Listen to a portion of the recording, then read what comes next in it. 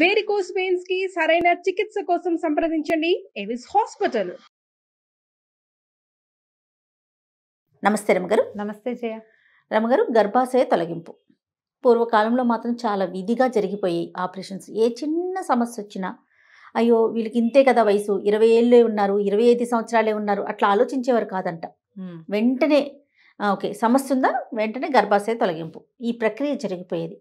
కానీ మనకి ఆరోగ్యపరంగా కావచ్చు, హెల్త్ పరంగా కావచ్చు, చాలా టెక్నాలజీ అందుబాటులోకి వచ్చింది. డాక్టర్లు బాగా అందుబాటులోకి రావటం, విరివిగా మంచి విద్యని అభ్యసించటం, కొత్త టెక్నాలజీని అందిపుచ్చుకోవటం, దీంతో ఏదైనా సమస్య వచ్చినప్పుడు ఆ సమస్యను మనం ఏ విధంగా పరిష్కరించాలి అనేది ఆలోచిస్తున్నారు కదండి. గర్భాశయాన్ని తొలగించడం అనే కేసుల సంఖ్య అయితే బాగానే ఉంది. మన డాక్టర్ మొవ్వా మాధురి గారు, గైనకాలజిస్ట్, సీనియర్ గైనకాలజిస్ట్, ఆవిడతో ఎప్పుడు నేను ఇంట్రడ్యూస్ చేద్దాం మేడం అని అంటే వెంటనే ఫస్ట్ చెప్పేది ఇదేనండి, జయ గర్భాశయం తొలగించుకుంటామని చెప్పి నెంబర్ ఆఫ్ పర్సన్స్ వస్తున్నారు, దీని మీద అవేర్నెస్గా చేద్దామని. ఇప్పటికీ ఉన్నారమ్మా అంటే డెఫినెట్గా ఉన్నారు, డ్యామ్ షూర్గా. వాళ్ళే డిసైడ్ చేసేస్తారంట డాక్టర్ దగ్గరికి వచ్చేటప్పటికే, నాకు ఇక్కడ ఏదో సమస్య ఉంది, లేదా ఈ సమస్య ఉందమ్మా అని చెప్పగానే ముందు ఎందుకన్నా మంచిది తీసేయండి అంటే అది ఎలా అయిపోయిందంటే మన శరీరంలో ఒక పనికి రాని అవయవం కింద అలా ఆలోచించటం ఉంది రమ్మగారు. అంటే మీరు విన్నారా ఈ కేసెస్ని? అవి నాకు తెలిసే. నువ్వు పూర్వం అన్నావు, పూర్వకాలంలో జరగలే ఇవి, మనకంటే కొంచెం ముందు. అంతేనా? అంతే. అంతకు పూర్వకాలంలో, ఇప్పుడు మా మదర్ కాలంలో అవి 50 ఏళ్ళు వచ్చాక ఓవర్ బ్లీడింగ్లు అలాంటివి ఏమైనా తీవ్రమైన సమస్యలు ఉండి హ్యాండిల్ చేయలేకపోతే తీసారు, కానీ అలా ఏం జరగలేదు. మన ముందు కాలంలో మనకి ఒక 2 జనరేషన్స్ ముందు అనుకో, 5-6 జనరేషన్స్ ముందు మన అమ్మమ్మల నాడు యుట్రస్ నాడు కాలం చెప్తా, అమ్మల కాలంలోనే అలా కొంచెం జరిగింది. అసలు బీబీసీ వాళ్ళది ఒక ఇది చూస్తుండేదాన్ని ఆ మధ్య నేను.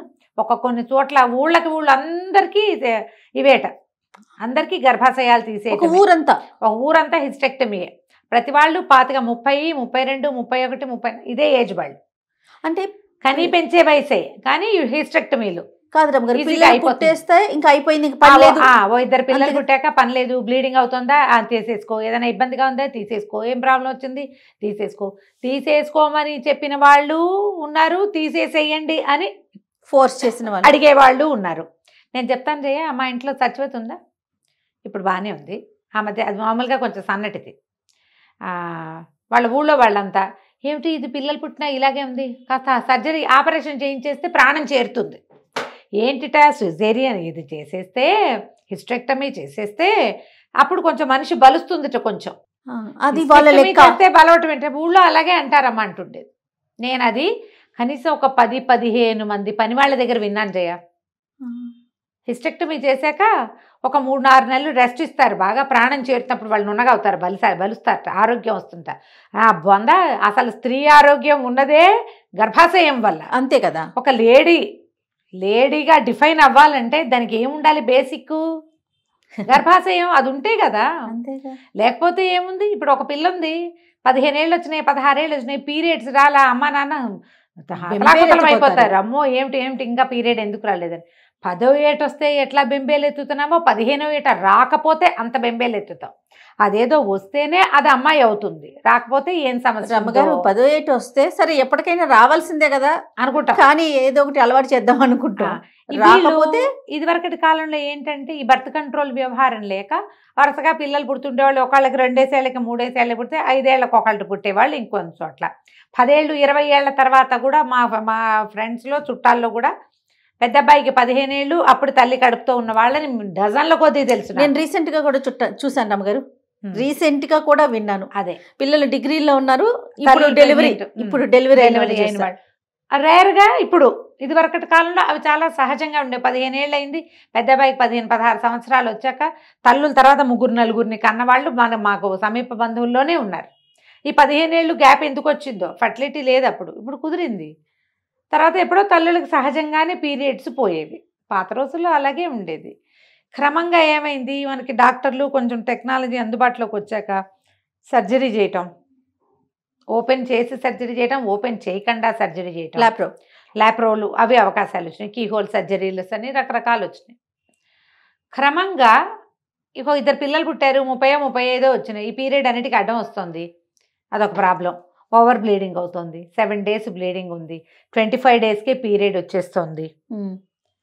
ఇవి తర్వాత ఏదో కడుపులో నొప్పో ఏదో చెప్పుకోలేని సమస్యలు ఉన్న వాళ్ళు డాక్టర్ల దగ్గరికి వెళ్తే సీనియర్ గైనకాలజిస్టులు ఎవరైనా అమ్మ తీసేస్తాం మంచిది, ఇది ఇందులో ఫైబ్రాయిడ్ ఉంది, ఏదో ఒక ఇది ఉంది, తీవ్రమైన సమస్య ఇది, ఎండోమెట్రియాసిస్ కూడా ఇప్పుడు ట్రీట్మెంట్స్ వచ్చినాయమ్మా, ఇది వరకు లేవు, పెద్ద ఫైబ్రాయిడ్ ఉంది, దాన్ని ఇంకో రకంగా ఏం చేయలేం కాబట్టి రిమూవ్ చేద్దాం అంటాం.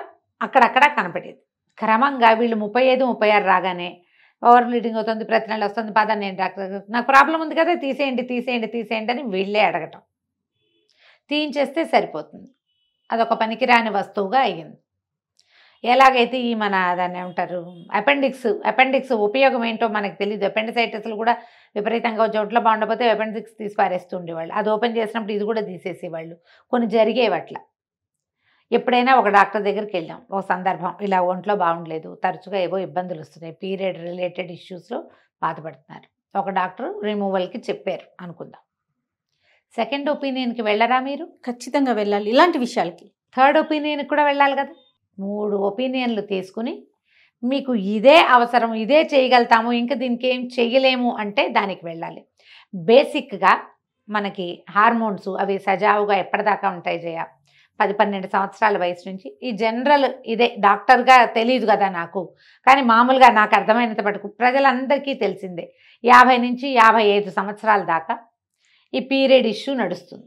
ఈ పీరియడ్స్ ఉన్నన్నాళ్ళు శరీరం గట్టిగా ఉంటుంది, ఆరోగ్యాలు బాగుంటాయి, భర్తలతోటి కొంచెం సంసార జీవితం సుఖవంతంగా గడపగలుగుతారు, హార్మోన్స్ నార్మల్గా స్రవిస్తూ ఉంటాయి కాబట్టి స్కిన్ బాగుంటుంది, లివింగ్ బాగుంటుంది.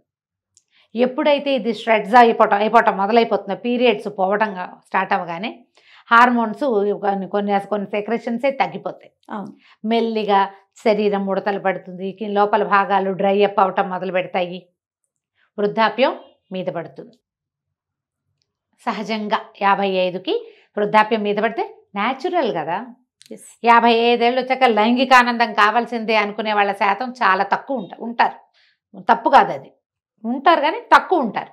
ఈ పాటికే అందరికీ బాధ్యతలు సగం తీరిపోయి, పిల్లలు పెళ్ళిళ్ళకి వచ్చేసి, మనవళ్ళు ఒళ్ళల్లోకి వచ్చేసి, పిల్లల్ని చూసే పనులు, భర్తల నుంచి దూరంగా ఉండేవి భర్తలే లేకపోవటం, ఇలాంటివి వచ్చేస్తాయి. ఈ మీద పడిన వృద్ధాప్యాన్ని అత్యంత సహజంగా తీసుకునేవాళ్ళు తీసుకుంటారు, తీసుకోగలరు కూడా. మీరు 38కి 36కి మీరు చెలోపొలోమని ఉండే వయసులోనే దీన్ని తీసేయటం వల్ల, ఇప్పుడు ఇదేదో తీసేస్తే పీరియడ్ ఒకటే రాదని మీరు అనుకుంటే మీ భ్రమే కదా అది. అంతేకా. దాంతోపాటు దానివల్ల మనకి శరీరంలో సజావుగా నడుస్తున్న బ్యాలెన్స్ ప్రక్రియ ఉంది కదా, హార్మోన్ల సమతుల్యత, అది తన్నేదా? అసలు ప్రతిదానికి కావాల్సింది ఈ హార్మోన్ల సమతుల్యత కదా, హార్మోన్స్. ఇది కాస్త బ్యాలెన్స్ అవుట్ అవుతుంది, చర్మం మందబారిపోతుంది, లైంగిక ఆనందం తగ్గే అవకాశం పుష్కలంగా ఉంది. ఇవి లేవు కాబట్టి మీకు డిప్రెషన్స్ రావచ్చు. మామూలుగానే డిప్రెషన్స్ వచ్చేస్తున్నాయి మనకి, దీంతో రావచ్చు. ఎముకల బలహీనత రావచ్చు, ఏవైనా రావచ్చు. ఇది మనతో పాటే ఉంటే రావచ్చు, అప్పుడు కూడా రావచ్చు. ఇవన్నీ దాని శాతం తక్కువ. మీరు దీన్ని కట్ చేస్తే శాతం ఎక్కువ. మీరు దేన్ని ప్రిఫర్ చేస్తారు అసలు? అంతే కదా. అసలు హార్మోన్లు చాలా అవసరం కదా రమ్మగారు, చాలా అవసరం. జుట్టు ఊడిపోతుంది, మీరు అన్నట్లుగా ఎముకలు పలచబడిపోతాయి, నెయిల్స్ విరిగిపోతుంటే డిప్రెషన్ వచ్చేస్తుంది. అసలు ముసల్తనం ముందే అన్ని సమస్యలకి కారణం ఇదే. ఇప్పుడు మనకి అన్ని ప్రాబ్లమ్స్కి సమాధానాలు లభిస్తున్నాయి వైద్యపరంగా. ఎండోమెట్రియాసిస్ వచ్చిన వాళ్ళని కూడా చక్కటి ట్రీట్మెంట్స్ దొరుకుతున్నాయి. మీకు ఫైబ్రాయిడ్ ఉంది, దాన్ని సైజ్ తగ్గించేందుకు కూడా ఉన్నాయి. ఆల్టర్నేట్ మెడిసిన్ కూడా వెళ్ళచ్చు, మీరు హోమియో లాంటి మెడిసిన్స్ కూడా వెళ్ళచ్చు. అందులో కూడా వీటన్నిటికీ ట్రీట్మెంట్స్ ఉన్నాయి. పీసీఓడికి, పీసీఓఎస్కి, పిఎంఎస్కి, ఎండోమెట్రియంకి, పెద్ద పెద్ద సైజు ఉన్న ఫైబ్రాయిడ్స్కి, అన్నిటికీ మీరు ఆల్టర్నేట్ మెడిసిన్కి వెళ్ళచ్చు. దీన్ని రిమూవ్ చేసి పారేయటం వల్ల ఒకసారి ఇప్పుడు ఉపయోగం లేనిది ఏది ఉండదు శరీరంలో. భగవంతుడి సృష్టిలో మానవ శరీరంలో ఉపయోగం లేని విషయం లేదు. మనకు తెలియదు, సృష్టికి మూల కారణమే అది కదా. ఇప్పుడు మనమే ఇన్సిస్ట్ చేసి చెయ్యదు. ఇప్పుడు డాక్టరే చెప్పారనుకోండి, ఇప్పుడు మీరు అన్నట్టు ఫైబ్రాయిడ్స్ ఉన్నాయి, లేకపోతే క్యాన్సర్ ఉంది, లేకపోతే ఇంకొక సమస్య ఉంది, గర్భాశయానికి ఏదో ఈ సమస్యను ఉంది, అదే. ఖచ్చితంగా తీసేయాలి అని ఉమ్. డాక్టర్ చెప్తే అప్పుడు కూడా మీరు అన్నట్లుగా ఒకరిద్దరిని సలహాలు తీసుకొని చూసి ఎందుకమ్మా ఇంతవరకు ఉన్నారు, ఇంకో ఏడాది 2 ఏళ్ళు కాస్త బేర్ చేస్తే ఏదో ఈ మంది వేసుకోండి 2 రోజుల్లో కాస్త బెటర్ అవుతారు, ఎందుకు ఉంచుకోండి ఏం కాదు అన్నారా ఎవరైనా, చలో వాళ్ళ వెనకాల పడి వెళ్ళొచ్చు మనం. ఇవాళ రేపు వీటన్నిటికీ ట్రీట్మెంట్స్ వచ్చినాయమ్మా, నేను హ్యాండిల్ చేస్తానని ఏ డాక్టర్ అయినా బంగారు తల్లి భరోసా ఇచ్చింది అనుకో, ఆ బంగారు తల్లి పాదాలు పట్టుకుని వెళ్ళిపోతాం ముందుకి. అంతే. ఓ 2-3 ఏళ్లలో దాని దారిన అది పోతుంది, సహజంగా ఏం రావాలో శరీరానికి అది వస్తుంది. అంతే. దాన్ని మనం బీట్ చేయడానికి ఏమైనా పైనుంచి వేసుకోవచ్చు. చిన్నతనంలోనే మొదలు పెడితే అవునండి. చాలామంది ఇన్సిస్ట్ చేస్తారు జయ, నేను చాలా మందిని అట్లా చూస్తా, తీయించేస్తే సరిపోతుంది, తీయించేస్తే 40 నుంచి స్టార్ట్ చేస్తారు, తీసేస్తే పోతుంది, తీసేస్తే పోతుంది, తీయించేస్తే సరిపోతుంది, తీయించేసుకుంటే సరిపోతుంది. 50లో కొంచెం ఒక్కొక్కసారి సమస్యలు వస్తాయి.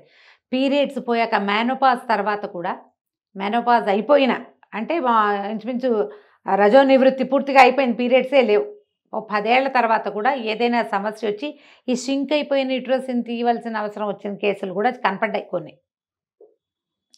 ఎప్పుడో ఎవరికో జరుగుతుంది అట్లా.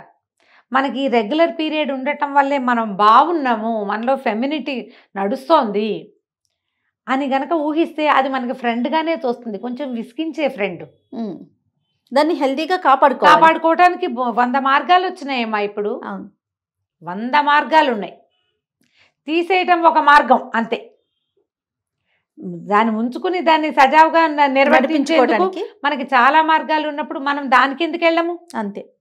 దానికి వెళ్ళి ఈ ఫెమినిజంని రన్ చేసుకోవచ్చు కదా ఇంకా కొంతకాలం, ఇంకా కొంచెం జీవితానందాన్ని అనుభవించవచ్చు కదా. మనం దాన్ని ఎందుకు చెడగొట్టుకోవాలి, పోగొట్టుకోవటం ఎందుకు? అవును.